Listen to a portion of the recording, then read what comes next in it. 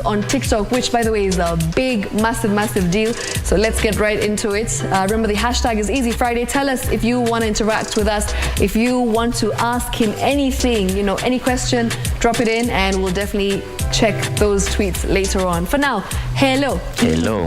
How do you feel? I mean, good. You feel good? Good. Great? Perfectly good. You were literally just performing before this the entire day. Yeah. And now you're here. Now I'm here. How'd you get all the energy? I mean, I'm always high on life, so... High on life? Yeah. I love that. Yeah. It's good to be high on life. always 100% good. 100%. Yeah. So, Butros, tell us about, you know, your journey. I know you started off very young, at like 12 years old. Yeah. You were performing in How talent did you know shows. that? I know everything about you. Okay. I'm a fan. Appreciate that. I'm a fan. Okay. Right, so I remember, like, you know, you've been someone who's been in this industry, the rapping scene, for quite some time, right? Yeah. You've been like on and off, trying, and then all of a sudden, when Zero happens, you know, maybe you can just say that for us because I really like the new sound. I heard that on TikTok and I'm like, who is this? I was so intrigued. Yeah, with the 10. Yeah. Yeah, ati 10 ko single, ninko single. Yeah. That's it. So like, I remember that, I heard that and I was like, this is a very interesting voice. Yeah.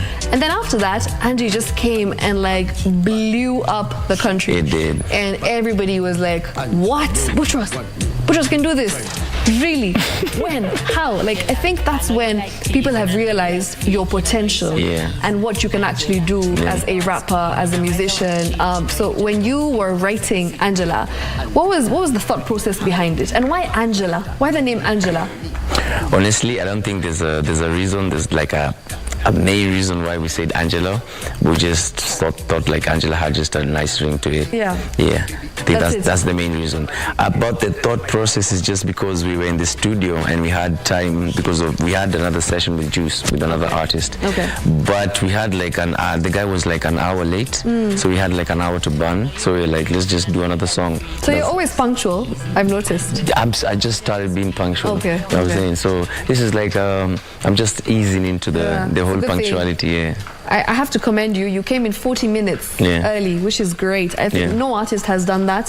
So kudos to Butros. I hope you continue that. Yeah. Kudos to my team. Yeah, you've got a fantastic team as well. Yeah. Very aggressive in terms of, you know, marketing and promotions. And it's amazing to see what they're doing, especially after Angela happened. Yeah. And do you think that the marketing has also led to this, you know, craze of Angela?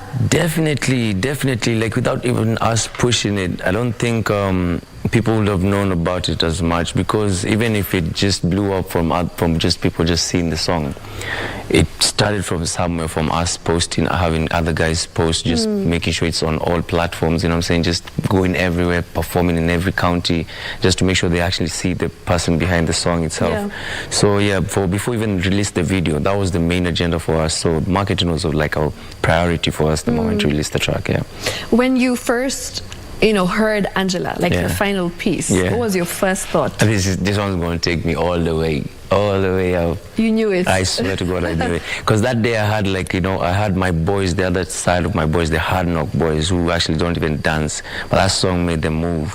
So I was like, you know, if it made them These guys move, it will make the whole country dance. Yeah, so I was right, baby. Yeah. And you've crossed 1 million views on YouTube as well. Yeah, we're at 2.7 right now. Thank you. So what next? What next for Butros? You know, everyone has really high expectations from you right now. Yeah. Everyone's hoping to hear like even bigger songs and even, you know, more bangers from you. Yeah. What next? Apart from just the EP, giving other guys some videos, I'm thinking of doing or maybe it's already in the works, because you guys already heard of the Conscience verse. Yes. But we're doing a remix for the Angela, and right now we want to take it globally as far as we can take it, you know. And then afterwards, then I give you guys the album. So because guys have been asking me about the album for days. Yeah, the album has been highly anticipated. It has. But you know, perfection takes time. I don't want to say it's going to be perfect, but I'm saying it's something that's that what you're hoping for. That's what I'm hoping for. It's good. It's good to be positive, and it's good to, you know, always manifest. Yes. Did you manifest that Conscience would actually like work? I manifested a bigger artist would work, and then I had Conscience. I was like, oh my God, that's even bigger than I actually thought. We were talking on Instagram, but someone else made the connection. And then the moment he had the song, it was like, this is vibes. And then we communicated on social media afterwards. It was actually, he's actually a cool guy, it turns out, and he likes the kind of energy we bring into the stage. So Yeah. just What to have have the you kind learned of from him? humility. Okay. No matter how big you are, I mean, it's always, you can always have that 5 minutes to talk to someone, even just see where they're at. So he took that time for me, and I appreciated that. So yeah. So let's take you way back, right? Back in the day when you just started performing. Yes. And you were like 12 years old, and you wanted to be this cool rapper. When you first started singing and first rapping, is it because it was just like something cool to do, and you wanted to be the cool kid in town that everybody's talking about you, or you genuinely wanted to do this as a career? As a career at that early moment, no, I didn't even know about the career. I just like. What did you want to be when you were growing up? This would be funny. I hope my class 7 teacher can see this, because I don't think I can ever forget this. She was called Mrs. Duda or something. Okay. I remember we were being asked, like everyone in the class, just say what you want to be. I don't know, I had like a wild imagination at that time. I don't know, I said I wanted to be an astronaut. I can never forget that she told me, can you tell me something else, because that one is just too far-fetched. Yeah, I mean, some things you might say them and then they just pass. Some things stick with someone. That one stuck with me, like, I mean, I actually think I can do it.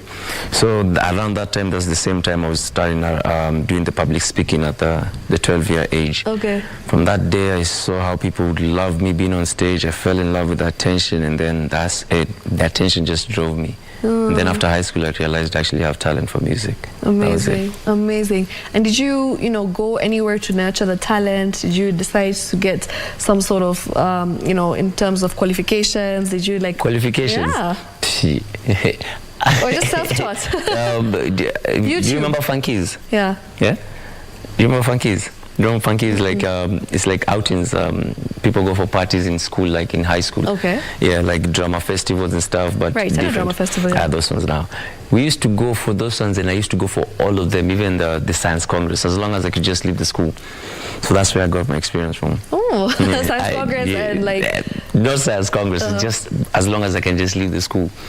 I would even go for science congress. Just because you wanted to be out? Yeah, so I was just an entertainer since a young kid. So the experience just grew for me, just being around and presenting things to people at a young age. Okay. So for me, it just came naturally over time. Yeah, amazing.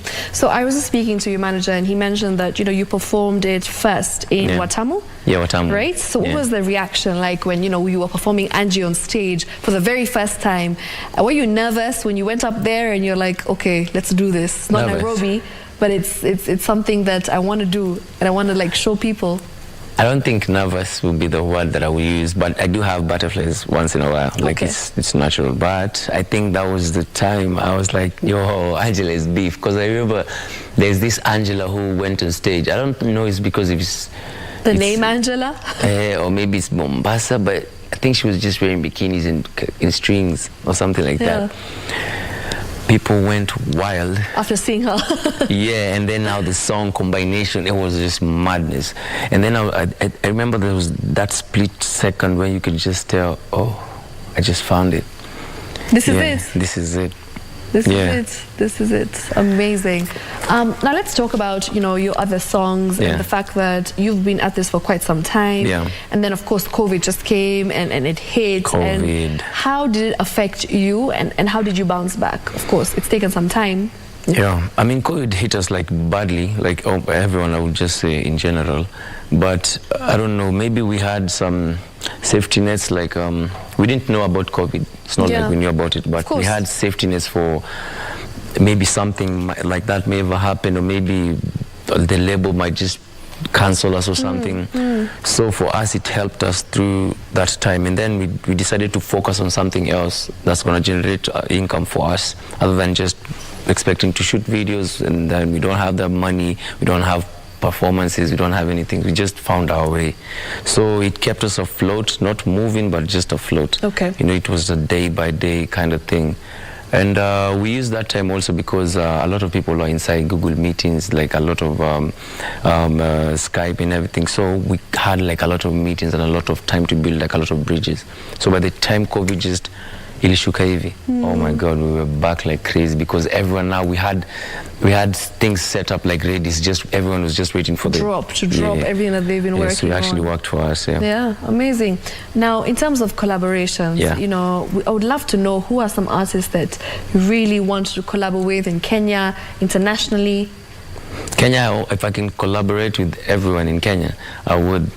I don't like to have like specific people because I don't think I've ever had a Kenyan who I've never liked to work with them before. Okay. Internationally, I want to take it as international as I have. This year, actually, with the Angela remix. I don't know if I could tell you right now, but yeah, but I have like crazy international features that are coming through. So yeah, like really dope, really dope. Yeah, and not just East Africa.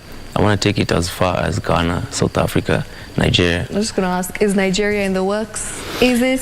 Nigerians, I don't know. Right now, I'm in love with Nigerians are in love with me. I have so many collaborations, like more than 5. Ooh, interesting. Yeah. In the upcoming album?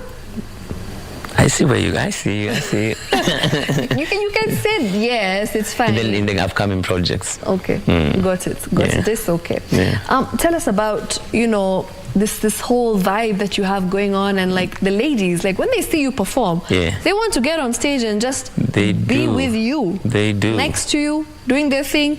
Like, how do you handle that sometimes? Like, do you just wonder, what? I do. I wonder a lot. How did this happen? I wonder a lot. You know, they show me a lot of love. I show it back because I appreciate it either way, but I like to keep myself contained. Oh, you like to keep yourself contained? Yes, sir. Is Butra single? Currently, yes, I am. Okay. I was dumped during Valentine's Day. Yeah. For real? Yeah, it happened to you as well? Yes, sir. Don't tell me it was Angela.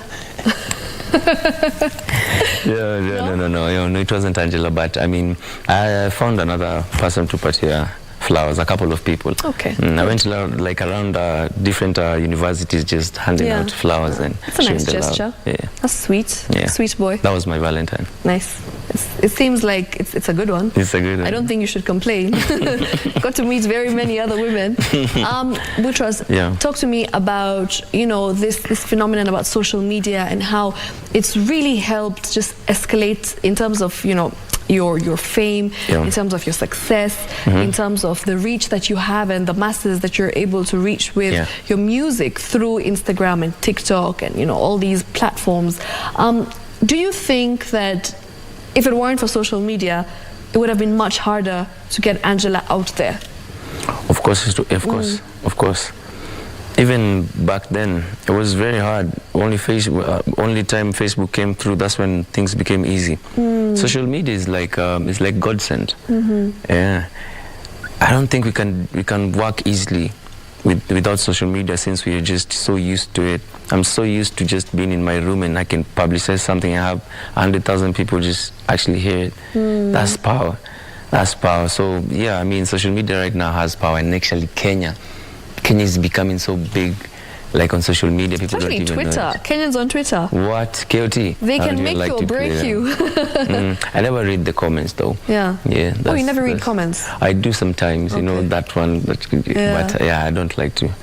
I just like to stay away. Whether the positive or the negative, you can just destroy or just fuck up your day. I was actually going to ask you a question. You know, you've said that social media is so powerful, and it is actually a tool right now that can just make you or break you, and sometimes in the most negative way, because you see a comment and you're really upset about it, because you're like, how can this person just say such things and they don't even know me, right? Have you had moments like that when you've seen comments that are said about you and they get to you? Of course, I'm only human. I've always seen those comments. It makes me feel some type of way, but I don't know. Sometimes experience teaches you a lot, where you just find a way to just block. Yeah, filter everything out.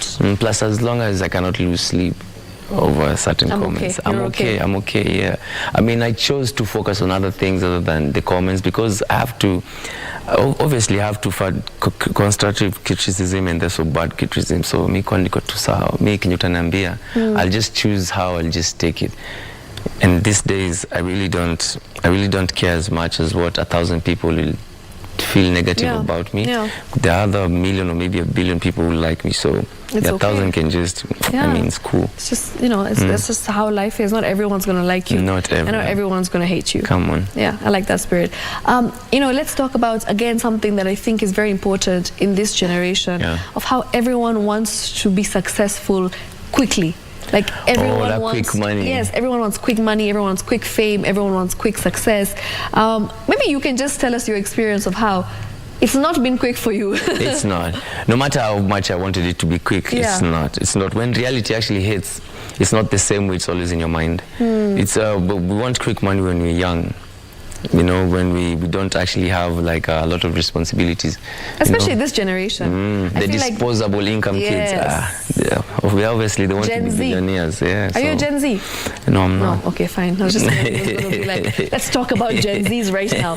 Do you know, I've noticed that when it comes to Gen Zs, like it's a lot easier to get famous now with the digital age, but it's also a lot of pressure because everyone out there is just getting popular, and you can probably look at other people and feel like I'm not making it, and it's hard. And the way they're too emotional these days. Exactly, you can take it very harshly, and it can put you down. It can bring you down. So you know, in such incidents and in such instances, what would you like to tell the younger generation, especially? We've been having this conversation on my account. Like I used to have this these sessions we had, like mental issues. Like we used to talk about, like every week we have like certain kids. Oh, they used to tell me some crazy things. Yeah. So I mean, I used to tell guys like, no matter how far you see someone doing it, or maybe they're already there. Even like I always tell guys, even as a musician, I might see diamonds there. But it doesn't make him better than you. It just makes him like he got there before you. So you just have that mentality that's like you also can get there, but you have to. It has to come at your own time.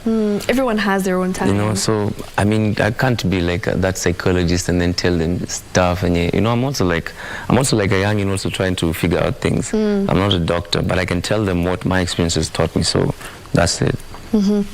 And at the same time, when you talk about your experiences, maybe you can tell us about a time that, you know, things weren't going your way. You weren't really feeling yourself in terms of your career, possibly your personal life, and you were at a really low point in your life. How did you overcome that, and how did you get past it? Honestly, I think that was like last year, when everything was just going into shambles. I would say I had like a good support system. I had people actually who cared enough to even ask and have me talk about it. Like, let me just say, I didn't bear the burden alone. I had people to share it with. So that's the first thing that helped me. And also, I drowned myself in work so much. I didn't focus on the outsiders as I should have. So the pressure pia ikuwa because I wasn't around a lot of things. So I ilinipoteza vitu mob, and then I just came back. I don't know, I just came back. Honestly, I really don't know. But the support system is very important because left, right, there's never time I can find myself looking dull because I have someone ask me, bro, what's up? You know. Talking to people, my friends. So that's the support system I'm talking about. They felt the energy that the butchers we know is not the butchers right now. So yeah, it helped me out, and that's why I took like almost like a year or so, like away from music and everything. Then we came back. Oh wow, you took a year out. Interesting. Yeah, it's been a year. And at times, you know, do you think men are finding it harder right now to speak to people because of this whole stereotype and myth that, oh, men can't cry, men are supposed to be strong, right? That's Don't the be facade. A woman. That's the facade they always put on the African men. It ends up being worse than of women. It is.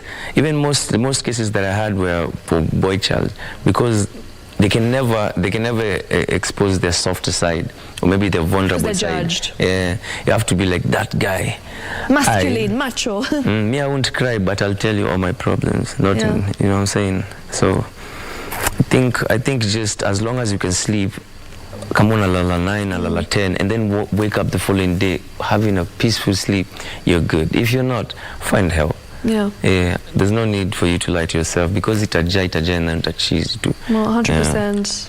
You were chosen as one of Mr. Easy's Empower artists. Ooh, how was that? That was my first time feeling like an artist, like a superstar. Yeah, like a superstar. Yeah, it was really nice. How was it working with him? It was eye-opening. It opened like a lot of doors. It really helped me. My career like pushed it like a little bit forward in terms of like legitimacy. People saw like this is an actual artist. Didn't get to go to like places I was supposed to go to because of a lot of visa issues and whatnot, but that gave me like a lot of more hunger just to push it harder than. Okay, nice. And you know, one thing I've noticed about the video. Which video? Angie video. It's very international. It's got like a very international vibe. Like, I think it's something that we've not really seen in Kenya before. It's very bold as well. So when you were first, bold. I love bold. When I watched it first, I was like, I see where he's going. He's heading somewhere. I don't know where, but I can see that there's something here. It's very different. It's very unique. Appreciate that. It's very colorful and vibrant. And when you came up with this video, like, what was the idea behind it? You know, were you inspired by something from the West, or was it something that you saw that you wanted to look like? We were inspired by fun. We actually wanted to make it even more crazier than the way it was. It's just the timing wasn't there with us. But for me, I just wanted to remember that there's a time we used to go for something called jam session. Yes, jam session. Yes. We wanted to bring jam session back to the reality. You know, the Angel, that's what you saw, like it was like a clubbish type of vibe. Yeah. If I could have had more scenes, I would have shown you a lot, but you know, How much did you spend on it? I'm very curious. It was a hefty bag. It looks like a very high budget, you know, video. It was. It was? Can't give us a figure? If I do, I'm gonna get into trouble. Why? Because I don't want people to judge me. Tell us. It was a nice figure. It was a couple of iPhones 14s. A couple of them? And how did you afford that? I mean, I look for money. I work. Do you have sponsors, promotions, you know, investors? How are you able to raise the money to like come up with a video of that quality? I mean, I'm a businessman. You're a businessman. I like that. I have to find ways to make money and survive. Don't you find your own ways to make yourself survive? Hustle. You have to hustle. So I hustle for my business, and plus, that's the thing. I treat my career as a business. If I do as a business, I have to invest in it. So no matter how, I don't think there can be like a lower price for my investment in my career. So yeah, that's just like the start of it. I want to even go bigger if I can. You know. I like that. I really like that. When we talk about, you know, dance and how important dance is right now for artists. Are you a dancer, by the way? Can you dance, Boutros? I can try. You can try? I can try. That doesn't sound very promising. I don't think that's a yes. It's not. But you see my waist. I can do my waist thing. I'm like the Fally Pupa of Kenya. Oh, you can shake your waist? Yeah, I can shake my waist badly. But the two left feet cannot make me do more than that. Yeah. So like I noticed you've got what's her name? Ioma. Yeah, Ioma. Is such a fantastic dancer, and she's in the video. And I saw that, and I'm like, go big up. That's amazing, because it shows that you're promoting the dance industry as well, and you know, you're getting dancers to come and like get their platform apart from just having video vixens. You also got a dancer, and she did the thing. So she did. Kudos. Well done. Even it's not even just for the dancers, just the creative industry in general. Like we can collaborate in a lot of things. It's not just the dance. It's not even just. I had like a lot of people who are doing different things in the set. People just don't know them, but they come to know them over time. But I think the creative industry should just combine the power and we just get better resources to just move like the way every other country in the world is moving.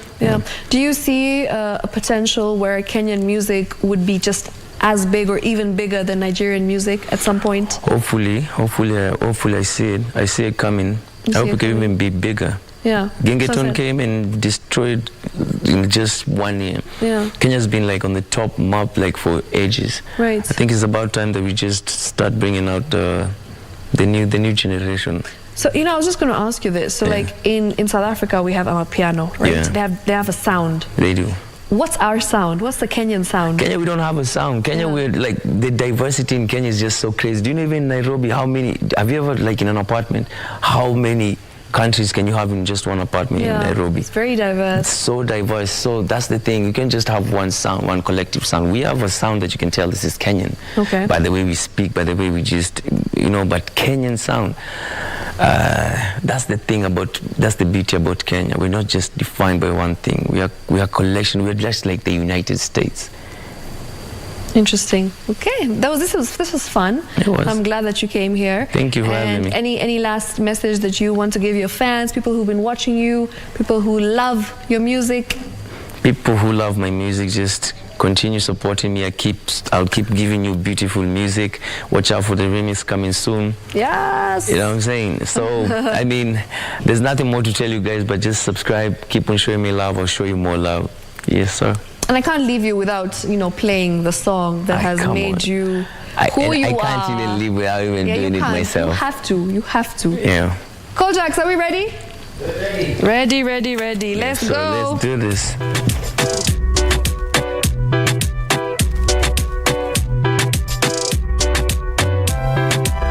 Angie, body, shake your body.